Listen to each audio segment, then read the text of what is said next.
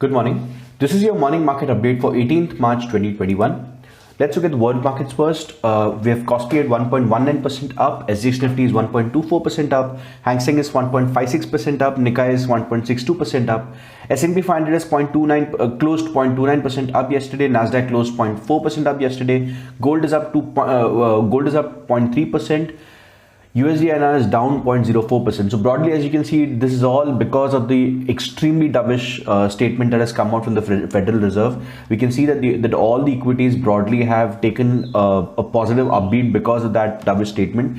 Fed has said that they won't be increasing rates till the entire end of 2023. That's the expectation was that they would at least add one rate hike by 2023, which is not yet come into being. The dot plots remained broadly in line with what we had expected. However, some dots did not go through, and so we have the Fed now considering a rate hike only around 2024, not before that. So that's an extremely dovish statement that has come out from the Fed's dot plot and the Federal Reserve. Broadly, the inflation expectations have also risen. The yields have remained broadly the same, not much of a difference there. However, the equities have taken much due of this particular announcement. USD INR also has eased as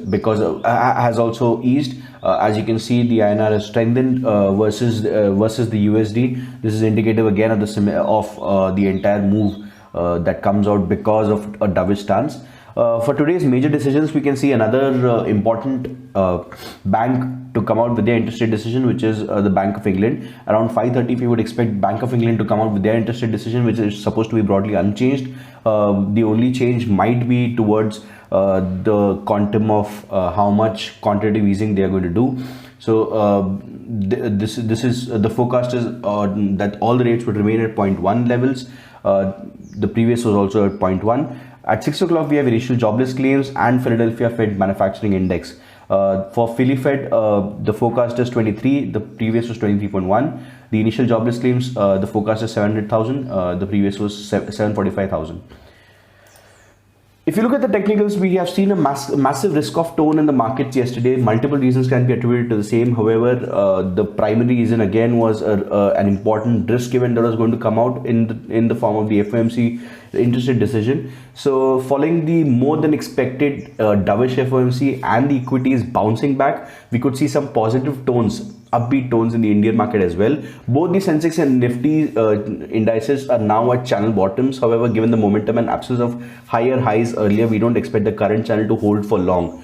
That is one statement that I think we might regret eventually, but as of now, today, however, it would be better to just wait for the first move to happen, because we are still not sure if this could end up breaking the channel.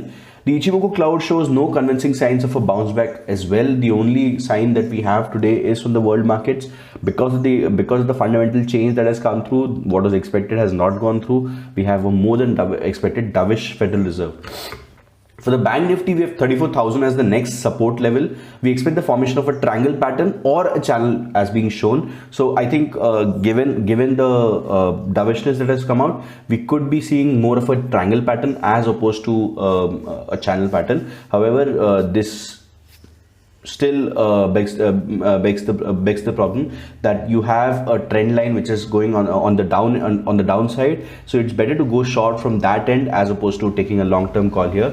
The FOMC's dovish stance is as usual supposed to be the dominant mover in the market today.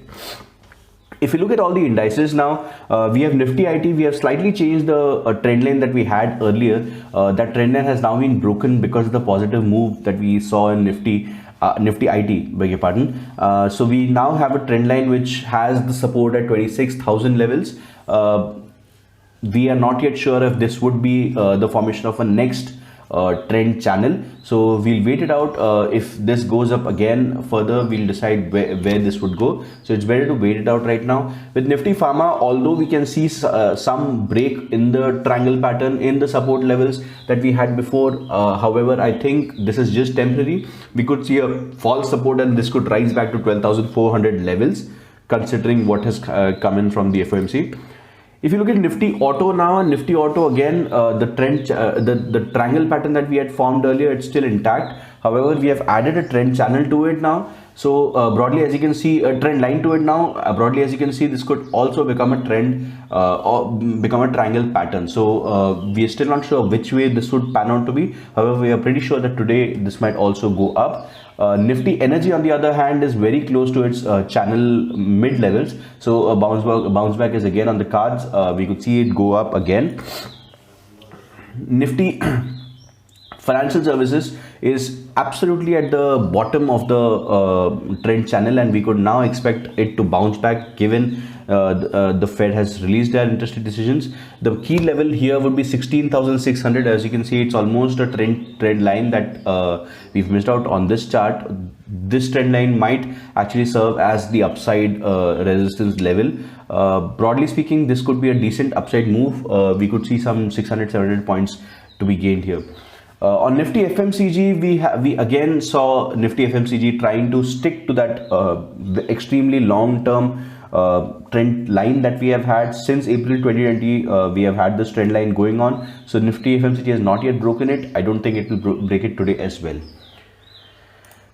Let's look at the Federal Open Market Committee's report. The Fed expects growth surge. It expects the inflation jump in 2021, but there's no rate hike. The Fed to hold rates through 2023. That's been the highlight of the entire FOMC rate decision. The U.S. economy is heading for its strongest growth in nearly 40 years. The FOMC said on Wednesday. Fed expects the GDP growth at somewhere around 6.5% this year. US stocks ended the day higher with the S&P 500 index and the Dow Jones Industrial Average closing at record highs. Yields on US Treasuries on the longer end of the curve remained elevated as was expected, while those on the shorter end have fallen because obviously the expectations now are towards a much more dovish stance. So the shorter end yields have fallen. The unemployment rate is now seen falling to 4.5% by the end of this year compared to a prediction in June of 6.4%. The inflation forecast are 2.2% for 2021, 2% for 2022 and 2.1% for 2023. So that's a hike in the inflation expectations, but there is no change whatsoever in the dot plot towards a change in the rate hike scenarios. So that's it from the FOMC that we have. Let's go to the breaking news section. Fed sees growth surge, jump in inflation this year, but no change in rates. Fed to hold rates through 2023, as we had already said. Inflation forecast also as mentioned. US looking at deeds, not words, at a one-off meeting with China. US Commerce Department now has expanded sanctions on Russia after Navalny's poisoning. Morgan Stanley becomes the first major bank to offer clients access to Bitcoin funds. Let's now look at the domestic news that we have. More banks are likely to join RBI's list of systemically important banks. This is an important decision that is supposed to come out. The direct tax collections have beaten the financial year 21 revised estimates. We have those at 9.18 lakh crores. This is 18,000 higher than the estimate that we had. Over 67% of the work for the of Ahmedabad's Metro Phase 1 has now been completed. Maharashtra reports 23,000 COVID-19 cases in the last 24 hours. This is one of the highest that we have reported till now. 91% of the suburban trains have restarted. Free trains speed have been doubled. Piyush Goyal said in Rajya Sabha, that's the railway minister for you. Auto firms to be fined up to rupees 1 crore on mandatory recall orders for defective vehicles. Airtel adds 58.92 lakhs. Jio adds 19.56 lakhs and Vodafone Idea adds 17.10 lakh users. The key figure here is for Vodafone Idea. That's because after the merger, this is the first time that they have added net on net. They have added users. Government is now considering electoral roll Aadhaar link to curb duplication, says Ravi Shankar Prasad in Rajya Sabha. India and Bangladesh agree to expand cooperation on water resources.